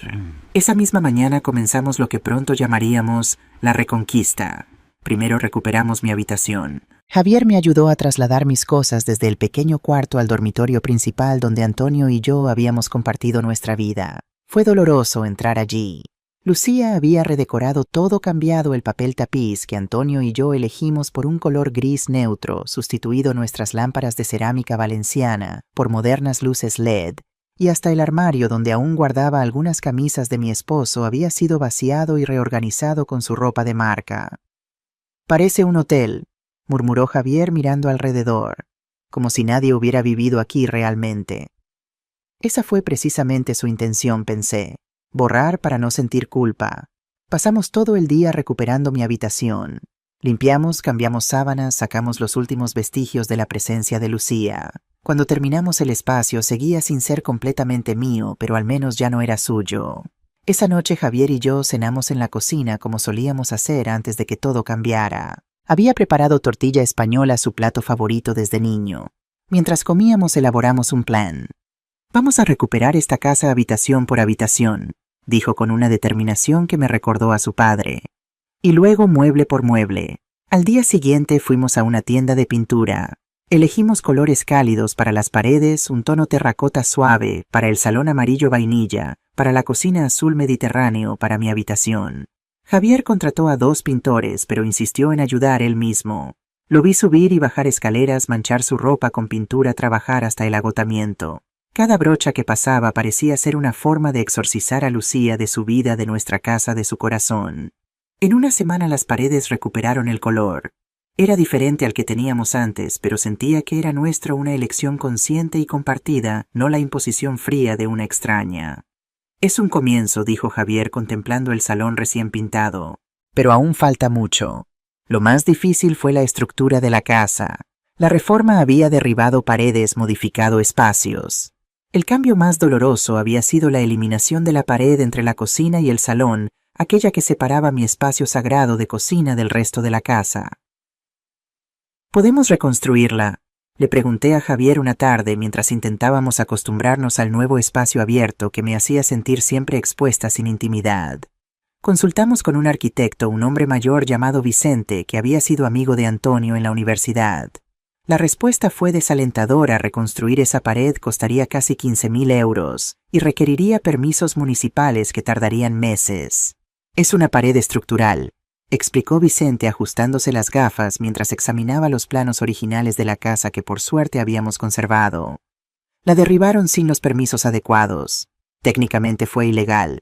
Una ilegalidad más en la lista de Lucía y su contratista Germán. Hay otra opción, sugirió Vicente al ver nuestra decepción. Podríamos instalar paneles corredizos. No sería una pared permanente, pero os permitiría separar los espacios cuando queráis intimidad. Así lo hicimos. 2 semanas después, unos elegantes paneles de madera y cristal esmerilado dividían nuevamente la cocina del salón. Podían abrirse completamente o cerrarse para recrear la división original. No era perfecto, pero era un compromiso aceptable. Mientras tanto, Javier había iniciado una búsqueda obsesiva por toda Valencia. Cada fin de semana visitábamos mercadillos de antigüedades, tiendas de segunda mano, subastas. Buscábamos muebles similares a los que habíamos perdido, especialmente aquel sillón verde musgo de Antonio y el reloj carillón. Tiene que existir algo parecido, insistía Javier revisando anuncios online hasta la madrugada. No pueden ser piezas únicas en el mundo. Pero cada búsqueda terminaba en decepción. Encontrábamos sillones verdes, pero nunca del tono exacto. Relojes de carillón, pero ninguno con la melodía que Antonio amaba. Un día, mientras rebuscábamos en un anticuario del barrio del Carmen, Javier se derrumbó. Estábamos examinando el enésimo sillón verde que una vez más no era el correcto, cuando de repente dejó caer los hombros. «No puedo reemplazarlo, ¿verdad?», dijo con voz quebrada. «No puedo devolverte lo que era irreemplazable». Lo abracé allí mismo en medio de la tienda, rodeados de muebles ajenos que nunca serían nuestros. No se trata de reemplazar exactamente, hijo. Se trata de honrar la memoria. Esa tarde, después de regresar a casa con las manos vacías, pero el corazón un poco más ligero, Javier hizo algo inesperado. Me mostró una tarjeta y me dijo: «He concertado una cita con esta psicóloga. Se llama Ana Martí». «¿Para mí?», pregunté sorprendida. «Para mí», corrigió. «Necesito ayuda, mamá. Esto va más allá de muebles y paredes. Necesito entender cómo pude ser tan manipulable, cómo no vi lo que tenía delante». La doctora Ana Martí se convirtió en parte de nuestra vida. 3 veces por semana Javier acudía a su consulta y regresaba pensativo, a veces con los ojos enrojecidos, otras con una extraña calma. Nunca pregunté qué hablaban exactamente, pero notaba los cambios pequeños al principio, luego más profundos. «La doctora dice que personas como Lucía son depredadoras emocionales», me contó una noche mientras cenábamos paella, un plato que había dejado de preparar durante la época de Lucía porque ella decía que era pesado y grasiento. «Estudian a sus víctimas, identifican sus vulnerabilidades y las explotan. En mi caso, fue mi soledad, mi deseo de tener una familia propia, de hacerte feliz. No te culpes, Javier. No me culpo, al menos no tanto como antes. Estoy aprendiendo a distinguir entre responsabilidad y culpa. Fui responsable de algunas decisiones, sí, pero no culpable de su engaño. Mientras Javier trabajaba en su recuperación emocional, yo me enfrentaba a mis propios demonios. Cada rincón de la casa, incluso con la nueva pintura y los cambios, me recordaba la invasión, la violación de mi espacio sagrado. Las noches eran especialmente difíciles. Me despertaba sobresaltada creyendo escuchar a Lucía y Diego conspirando en el salón. Dolores, mi fiel amiga, me sugirió que también buscase ayuda profesional. «No es debilidad, Mercedes», insistió mientras tomábamos café en su terraza llena de geranios. «Es reconocer que algunas heridas no se curan solas». Resistí al principio. Las mujeres de mi generación fuimos educadas para soportar, para seguir adelante sin quejarnos. Pero un mes después del enfrentamiento en el restaurante cedí y comencé a visitar a la misma doctora Ana que trataba a Javier. «Lo que habéis sufrido es una forma de abuso», me explicó en nuestra primera sesión. «Abuso económico, emocional, psicológico. Reconocerlo es el primer paso para sanar». Durante las semanas siguientes trabajamos en reconstruir no solo mi casa, sino mi sentido de seguridad y autonomía. Aprendí que la culpa que sentía por haber permitido que todo ocurriera, por haber financiado la boda, por no haber visto las señales, no era solo mía. La vergüenza es el arma más poderosa de los manipuladores, me dijo la doctora Ana. Hacen que te sientas culpable para que no hables, para que no actúes. Poco a poco fui recuperando la confianza en mis decisiones, en mi capacidad para protegerme. Las pesadillas disminuyeron. Empecé a dormir mejor en mi habitación recuperada, aunque a veces aún extrañaba la presencia cálida de Antonio a mi lado. A medida que la casa iba cambiando, Javier y yo establecimos nuevas rutinas. Los domingos por la tarde cocinábamos juntos algo que nunca hicimos cuando Antonio vivía porque él siempre se encargaba de la paella dominical. Ahora Javier y yo preparábamos juntos fideuá arroz al horno, incluso experimentábamos con recetas nuevas que encontrábamos en internet. Papá estaría escandalizado, bromeó Javier un día mientras intentábamos una versión de arroz negro que terminó siendo más gris que negro. Decía que las recetas valencianas no se tocan. Reímos y ese sonido, nuestra risa compartida en la cocina, pareció ahuyentar un poco más a los fantasmas que Lucía había dejado. 3 meses después de la confrontación con Lucía, nuestra casa empezaba a parecerse más a un hogar.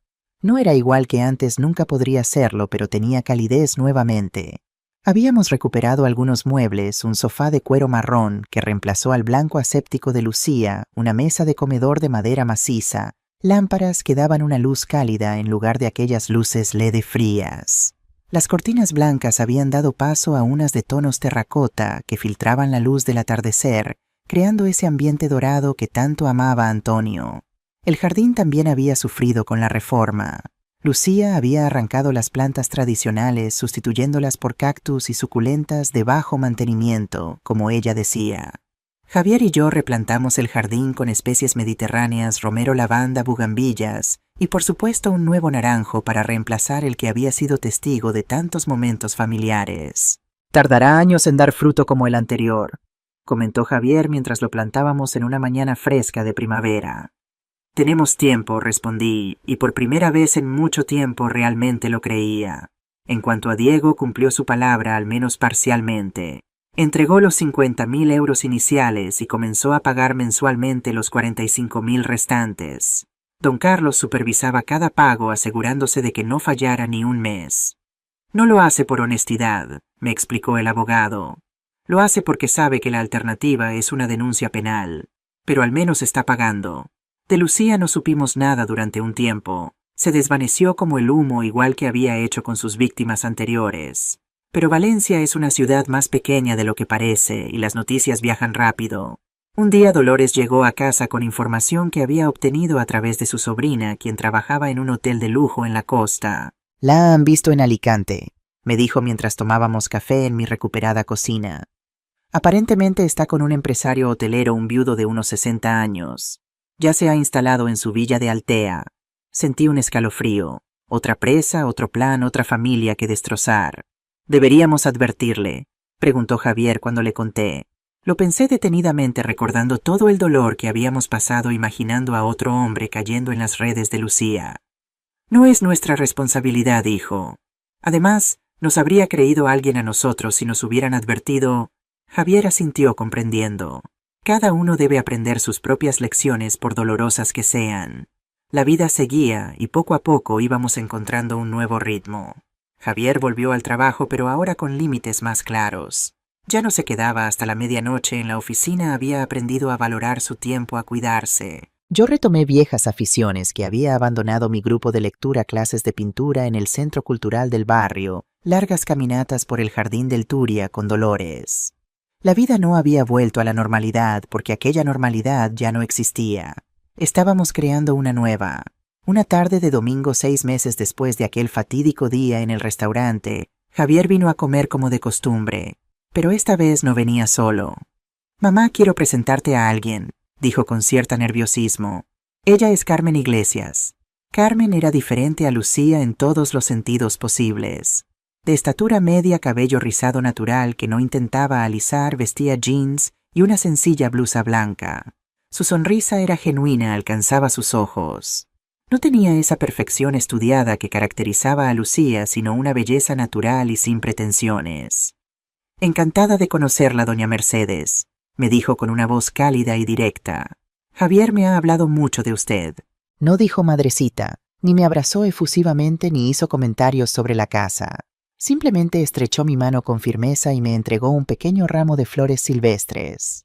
Las recogí esta mañana, explicó. Tengo un pequeño huerto urbano en la terraza de mi piso. Durante la comida descubrí que Carmen era profesora de literatura en un instituto público. 32 años divorciada, hace 3 sin hijos. Hablaba con pasión sobre sus alumnos, sobre los libros que amaba, sobre su pequeño huerto. No intentaba impresionar, simplemente compartía. Javier la miraba de una forma que nunca lo vi mirar a Lucía. No era la adoración ciega que sentía por ella, sino algo más tranquilo, más seguro. La observaba cuando ella no se daba cuenta, con una mezcla de admiración y respeto. Después de la comida, mientras Javier lavaba los platos, algo que nunca hizo cuando estaba con Lucía Carmen, me ayudó a servir el café en la terraza. Sé lo que pasaron, me dijo directamente sin rodeos. Javier me lo contó todo. Me quedé momentáneamente sin palabras, sorprendida por su franqueza. No pretendo ocupar ningún lugar que no me corresponda, continuó. Ni en su vida ni en la de Javier. Solo quiero que sepa que mis intenciones son honestas. ¿Por qué me dices esto, mi? Pregunté. Porque en su lugar yo también sería cautelosa, y tiene todo el derecho a hacerlo. Aprecié su honestidad, su reconocimiento de mi situación. No intentaba manipularme con falsa dulzura, simplemente establecía un diálogo adulto. Gracias por entenderlo, respondí. Y gracias por hacer sonreír a mi hijo de nuevo. Carmen y Javier habían comenzado a verse 3 meses atrás, después de conocerse en un curso de fotografía que él había empezado como terapia. Su relación avanzaba lentamente, con cautela por parte de ambos. Ella también arrastraba sus propias heridas, un matrimonio que terminó cuando descubrió que su marido tenía una doble vida. Ninguno de los dos busca un cuento de hadas, me explicó Javier después mientras la acompañábamos a la parada del tranvía. Solo compañía honesta. Las visitas de Carmen se volvieron regulares, pero nunca invasivas. No se presentaba sin avisar, no asumía familiaridades que no se había ganado, respetaba nuestros espacios y rutinas. Cuando traía algo era sencillo, un libro que pensaba que me gustaría, hierbas frescas de su huerto, un postre casero. No soy gran cocinera, confesó una vez riendo después de que su flan quedara algo aguado. Pero lo intento. Ese lo intento valía más que todas las perfecciones estudiadas de Lucía. Un día, mientras tomábamos café en la cocina, Carmen notó la ausencia del reloj carillón del que Javier tanto le había hablado. ¿Todavía no lo habéis encontrado?, preguntó, genuinamente interesada en nuestra búsqueda. Hemos buscado por toda Valencia, respondí. Parece que era más único de lo que creíamos. Carmen quedó pensativa. A la semana siguiente llegó con una pequeña caja. No es un reloj, aclaró al ver mi expresión. Es algo diferente. Dentro había un pequeño dispositivo del tamaño de un altavoz portátil con un acabado en madera que armonizaba con la decoración de la casa. Es un reproductor programable, explicó. Mi hermano es ingeniero de sonido y lo ha configurado. A las 6 en punto de cada tarde reproducirá esto. Pulsó un botón y para mi absoluta sorpresa escuché la melodía. La exacta melodía que tocaba nuestro reloj carillón, aquella que Antonio esperaba cada tarde. Javier tenía una grabación en su teléfono, explicó Carmen. De antes de que desapareciera el reloj. Mi hermano la mejoró y la programó. No pude contener las lágrimas. No era el reloj, pero era su esencia, su alma, la música que tanto significaba para nosotros. No pretende ser un reemplazo, se apresuró a añadir Carmen, preocupada por mi reacción. Solo un consuelo mientras siguen buscando el original. La abracé por primera vez ese día. Un abrazo sincero, no uno calculado para manipular ni para crear falsas conexiones. Un abrazo de agradecimiento puro. Esa tarde a las 6 en punto la melodía sonó puntual. Javier y yo nos detuvimos, escuchamos en silencio y luego nos miramos con lágrimas en los ojos.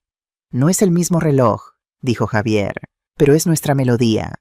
Ese pequeño gesto de Carmen cambió algo en nuestra casa, como si el sonido familiar hubiera traído de vuelta algo del espíritu que habíamos perdido. El tiempo fue pasando, las estaciones cambiaron. El naranjo joven del jardín sobrevivió a su primer invierno y mostró pequeños brotes verdes en primavera. La casa seguía transformándose, no para volver a lo que fue, sino para convertirse en algo nuevo que honraba lo antiguo. Un año después de la confrontación con Lucía, recibimos una llamada inesperada. Era don Carlos. Doña Mercedes, tengo noticias que podrían interesarle, dijo con un tono que me alertó inmediatamente. En su despacho nos mostró un artículo de periódico digital. El titular decía, empresaria detenida por estafa en Madrid. La foto mostraba a Lucía siendo escoltada por policías intentando cubrir su rostro con un bolso de marca. Según el artículo, había sido arrestada tras estafar a un empresario del sector tecnológico de más de 300.000 euros. Al parecer había seguido exactamente el mismo patrón: relación sentimental rápida, acceso a cuentas, desaparición. Pero esta vez la víctima tenía un hijo banquero que detectó movimientos sospechosos y contrató seguridad privada. La pillaron infraganti, explicó don Carlos, intentando transferir fondos a una cuenta en Gibraltar. Esta vez no pudo escapar. ¿Qué pasará con ella?, preguntó Javier, su voz neutra sin la carga emocional que habría tenido meses atrás. Enfrenta entre 3 y 6 años de cárcel, explicó don Carlos. Y esta vez hay pocas posibilidades de acuerdo extrajudicial. Las pruebas son contundentes y hay antecedentes documentados, incluido nuestro caso. ¿Nos llamarán a testificar?, pregunté sintiendo un nudo en el estómago ante la idea de volver a verla. Es posible, pero no necesario. La documentación que tenemos, los audios, las fotos, el informe del detective, podría presentarse sin que tengáis que comparecer personalmente. Dependerá del juez. Salimos del despacho con sentimientos encontrados. No era satisfacción lo que sentía, ni siquiera vindicación. Era una extraña paz, como si un círculo se hubiera cerrado finalmente. ¿Cómo te sientes?, le pregunté a Javier mientras caminábamos por la Plaza de la Virgen, el sol valenciano cálido sobre nosotros a pesar de ser noviembre. Aliviado, respondió tras pensarlo. No por mí, sino por los que vendrán después. No podrá hacerles lo que nos hizo a nosotros. ¿La perdonas?, pregunté curiosa. No lo sé. La doctora Ana dice que el perdón es un proceso, no un evento, que es más para nosotros que para quien perdonamos. Estoy en ese proceso, supongo. Yo también estaba en ese proceso, aunque más lento. Algunas noches aún soñaba con Lucía y Diego conspirando en mi cocina, destruyendo mis recuerdos, riéndose de mi dolor. Pero esos sueños eran cada vez menos frecuentes, menos intensos. Aquel invierno fue particularmente frío en Valencia. Javier pasaba más tiempo en casa ayudándome con pequeñas reparaciones, compartiendo cenas, viendo películas antiguas que a Antonio le encantaban. Carmen se unía a veces trayendo mantas tejidas por su abuela, preparando chocolate caliente que nunca le salía demasiado bien, pero que tomábamos con gusto. Hay algo de lo que quiero hablarte, mamá, me dijo Javier una noche de diciembre, mientras decorábamos juntos el primer árbol de Navidad que montábamos desde la muerte de Antonio. Carmen había ido a visitar a su familia en Zaragoza. Dime, hijo. Carmen y yo hemos estado hablando. Estamos pensando en vivir juntos. Mi corazón dio un vuelco, pero no de miedo esta vez, sino de cautela maternal natural. ¿Estás seguro? No ha pasado tanto tiempo desde... Lo sé, me interrumpió suavemente. Y por eso vamos despacio. No sería inmediato, tal vez en primavera. ¿Dónde viviríais? Ese es otro tema del que quería hablarte. Se sentó dejando la estrella que iba a colocar en la punta del árbol sobre la mesa. He estado ahorrando. Con lo que Diego ha estado pagando más mis ahorros. Podría dar la entrada para un pequeño piso cerca de aquí. Nada lujoso, pero nuestro. ¿Nuestro?, repetí. Qué diferente sonaba esa palabra en sus labios, ahora cargada de genuina ilusión y no de cálculo. Carmen y yo queremos construir algo real, mamá. Paso a paso, sin prisas, pero sin engaños. Coloqué la estrella en la punta del árbol pensativa. Me parece bien, hijo, si es lo que realmente quieres. Hay algo más, continuó. Carmen ha sugerido que podríamos ayudarte a terminar de arreglar esta casa. El dinero que nos queda por recibir de Diego, invertirlo aquí en recuperar lo que se perdió. Me emocioné ante su propuesta, no tanto por la ayuda material, sino por lo que simbolizaba un deseo de reparación, de sanación compartida. Es un hermoso gesto, hijo, pero este es vuestro futuro. Usadlo para vuestro hogar. Podemos hacer ambas cosas, insistió. Esta casa siempre será parte de mi vida, mamá. Y quiero que cuando vengan... Bueno, si algún día tenemos hijos, quiero que conozcan la verdadera casa de su abuela, no esta versión aséptica que dejó Lucía. La mención de posibles nietos me hizo sonreír. La vida continuaba a pesar de todo. En enero ocurrió lo inesperado. Javier recibió un correo electrónico de un anticuario de Alboraya, un pueblo cercano a Valencia. Dice que tiene algo que podría interesarnos, me contó emocionado. Un reloj carillón antiguo que coincide con la descripción que publicamos en aquel foro de coleccionistas. Meses atrás, por sugerencia de Carmen Javier, había publicado la descripción detallada de nuestro reloj en varios foros especializados, incluyendo fotografías antiguas donde aparecía en segundo plano. Lo habíamos dado por caso perdido después de tanto tiempo sin respuestas. ¿Crees que podría ser el nuestro?, pregunté intentando contener la esperanza. No lo sé. Probablemente sea similar, no el mismo, pero vale la pena verlo. Fuimos los tres, Javier, Carmen y yo, esa misma tarde. El anticuario estaba en una antigua alquería restaurada lleno de objetos que contaban historias de otras vidas de otros tiempos. El olor a madera antigua y cera de abeja nos envolvió al entrar. Ustedes deben ser los Alcázar. Nos saludó el dueño, un hombre de unos 60 años, con gafas de montura gruesa y manos que mostraban años de trabajo delicado. Soy Ramón, hablamos por correo. Nos condujo a través de salas repletas de muebles antiguos, cuadros, lámparas, hasta llegar a un pequeño taller en la parte trasera. La luz entraba a raudales por un lucernario iluminando partículas de polvo que flotaban como minúsculas estrellas. Cuando vi su anuncio me resultó familiar, explicó mientras buscaba algo entre varias piezas cubiertas con sábanas. Pero tardé en hacer la conexión. Hace unos meses un contratista me trajo varios objetos para vender, entre ellos este reloj. Retiró una sábana blanca y allí estaba. No era similar, no era parecido. Era exactamente nuestro reloj carillón, el mismo que Antonio compró en nuestra luna de miel en Granada. El mismo que Lucía había regalado a Germán, el contratista, quien aparentemente decidió sacar beneficio vendiéndolo. Contuve la respiración. Era como ver a un viejo amigo después de creerlo perdido para siempre. Necesitaba reparación, continuó Ramón. El mecanismo estaba desajustado. Lo guardé en el taller pensando en restaurarlo, pero cuando vi su anuncio, me pareció que debía contactarles. Javier examinó el reloj con manos temblorosas. La madera oscura con incrustaciones, la esfera de porcelana con números romanos, las pesas de bronce. Todo exactamente como lo recordábamos. ¿Funciona?, preguntó con un hilo de voz. Perfectamente. Lo reparé la semana pasada. A las 6 en punto toca una melodía. Beethoven, creo. Para Elisa, corrigió automáticamente. La pieza favorita de mi padre. ¿Cuánto pide por él?, pregunté preparándome para cualquier cifra. En ese momento habría pagado lo que fuera por recuperarlo. El anticuario nos miró con una sonrisa amable. Normalmente un reloj así restaurado costaría unos 2.500 euros, pero dadas las circunstancias, 1.800 me parecería justo. Después de todo, no deja de ser vuestro reloj. Era una cantidad considerable, pero no dudé ni un segundo. Lo llevamos. Esa tarde instalamos el reloj en su lugar original en la pared del salón, que ahora volvía a tener color y vida. Faltaban 10 minutos para las 6. Nos sentamos en el sofá los tres esperando en silencio casi reverencial. Carmen me tomó la mano, un gesto discreto de apoyo. Javier no apartaba la vista del reloj como temiendo que desapareciera de nuevo si dejaba de mirarlo. Cuando el minutero alcanzó las 6 en punto, el mecanismo cobró vida. Las notas cristalinas de Para Elisa llenaron el salón exactamente como lo hacían cuando Antonio vivía. Cerré los ojos dejando que la música me transportara a tiempos más felices. Bienvenido a casa, susurré, no sé si al reloj o al espíritu de Antonio que parecía habitar en aquella melodía. Carmen, sensible al momento, se excusó discretamente para dejarnos solos con nuestra emoción. Javier lloró sin disimulo como no lo hacía desde niño. Nunca pensé que lo recuperaríamos, dijo cuando la melodía terminó. Nunca pensé que algo tan importante pudiera volver.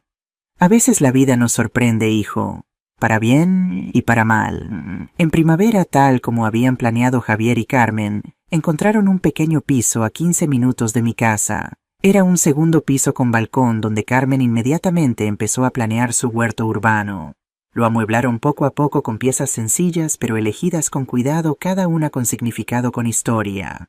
Me invitaron a comer apenas se instalaron. La mesa aún no había llegado, así que comimos en la pequeña barra de la cocina entre risas y planes de futuro. Está todo aún por hacer, se disculpó Carmen. Pero queríamos que fueras la primera en visitarnos. Es perfecto, respondí sinceramente. Es vuestro, y eso lo hace perfecto. 1 año y medio después de la confrontación, Diego realizó el último pago. Don Carlos me llamó para confirmarlo. Hoy he recibido la transferencia final, doña Mercedes. Sumando intereses, ha pagado un total de 98.950 euros. El caso está oficialmente cerrado. ¿Y Lucía? Pregunté más por curiosidad que por otra cosa. Sigue en prisión preventiva. El juicio será en 3 meses, pero todo apunta a una condena firme. Aquella tarde, al compartir la noticia con Javier durante nuestra cena semanal, surgió la pregunta inevitable: ¿qué haremos con ese dinero, mamá? Miré alrededor a la casa que habíamos recuperado poco a poco. Ya no era exactamente la misma de antes, nunca podría serlo, pero tampoco era la versión fría y desalmada que Lucía había impuesto. Era algo nuevo, un espacio que honraba el pasado, pero abrazaba el presente. Tengo una idea, dije finalmente, pero necesitaré vuestra ayuda. 6 meses después inaugurábamos la Fundación Antonio Alcázar, un pequeño pero ambicioso proyecto para ayudar a personas mayores, víctimas de abusos económicos y psicológicos. Invertimos todo el dinero recuperado de Diego, casi 100.000 euros, en crear un espacio donde otros pudieran encontrar el apoyo que yo tanto necesité.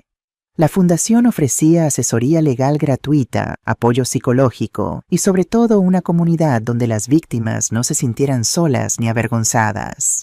Carmen, con su experiencia docente, organizaba talleres sobre reconocimiento de señales de abuso. Javier, desde su conocimiento tecnológico, creó una aplicación para documentar y reportar comportamientos sospechosos. Cada semana recibimos al menos 3 casos nuevos, me explicó Teresa, la asistente social que habíamos contratado.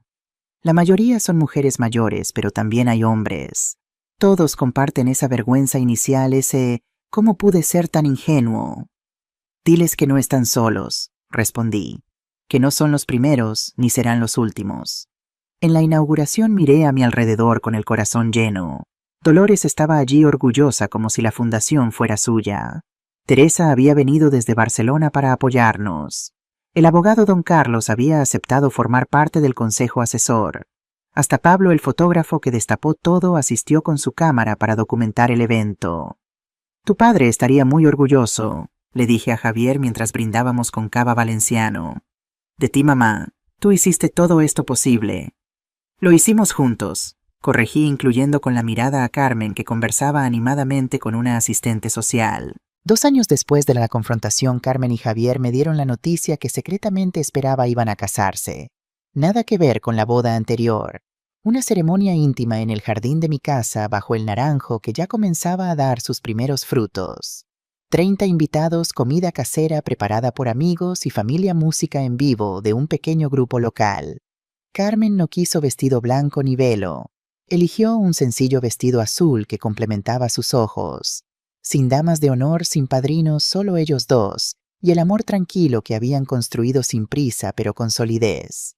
Esa mañana, mientras ayudaba a Carmen con su cabello, ella me entregó un pequeño paquete. Es para usted, doña Mercedes, un regalo de agradecimiento. Dentro había una delicada pulsera de plata con un dije en forma de sillón. Javier me contó lo importante que era aquel sillón verde para usted y para su esposo, explicó. Nunca podremos recuperarlo, pero quería que tuviera algo que lo recordara. La abracé conmovida por su sensibilidad, por su capacidad para entender lo que realmente importaba. Ya no me llames doña Mercedes, le pedí. Somos familia ahora. La ceremonia fue sencilla pero emotiva. Cuando Javier y Carmen intercambiaron votos, no hubo grandilocuencia ni promesas imposibles, sino compromisos reales nacidos del conocimiento mutuo y del respeto. Prometo escucharte, dijo Javier. Prometo aprender de mis errores. Prometo construir contigo día a día algo verdadero. Prometo ser honesta, respondió Carmen. Prometo respetar tus espacios. Prometo que creceremos juntos como personas y como pareja. Mientras los observaba, recordé mi propio matrimonio con Antonio. No había sido perfecto, ningún matrimonio lo es, pero había sido real, construido sobre cimientos sólidos de honestidad y respeto mutuo. Javier y Carmen tenían eso ahora, esa base auténtica que ninguna Lucía podría falsificar. Después de la ceremonia, justo cuando comenzaba la pequeña celebración en el jardín, el reloj carillón sonó desde dentro de la casa. Eran las 6 en punto. Javier me miró desde la distancia, ambos sonriendo ante la coincidencia significativa. En ese momento, sentada en un nuevo sillón verde similar pero no idéntico al original, contemplando a mi hijo comenzar un capítulo genuino de su vida, sentí una paz profunda. Habíamos sobrevivido a la tormenta. No solo eso habíamos reconstruido, habíamos crecido, habíamos transformado el dolor en aprendizaje. La casa volvía a ser un hogar, diferente, renovada, pero con alma. El jardín florecía de nuevo. El reloj marcaba las horas, recordándonos que el tiempo sana, que la vida continúa, que después de la oscuridad siempre vuelve la luz. Y yo a mis 69 años había aprendido la lección más importante: la dignidad no tiene precio. Los recuerdos no pueden borrarse, y el amor verdadero, ya sea de pareja familiar o de amistad, siempre se distingue por su autenticidad. Cuando pienso en Lucía ahora no siento odio ni rencor. Siento una extraña compasión por alguien tan vacía que necesita robar las vidas ajenas para llenar la suya. Una persona incapaz de construir algo propio, condenada a destruir lo que otros han edificado con amor y tiempo. Mi casa, mi poltrona verde, mi reloj carillón, mi familia. Todo recuperó su esencia, quizás no su forma exacta, pero sí su significado. Y eso al final es lo que importa. No los objetos en sí, sino lo que representan una vida construida con honestidad, una historia que merece ser preservada, una dignidad que se defiende sin importar la edad o las circunstancias. Mientras el sol se ponía sobre aquel día de celebración, miré al cielo y sonreí. «Lo conseguimos, Antonio», susurré. «Defendimos lo nuestro». Y juraría que mezclada con la brisa que movía los naranjos pude sentir su respuesta.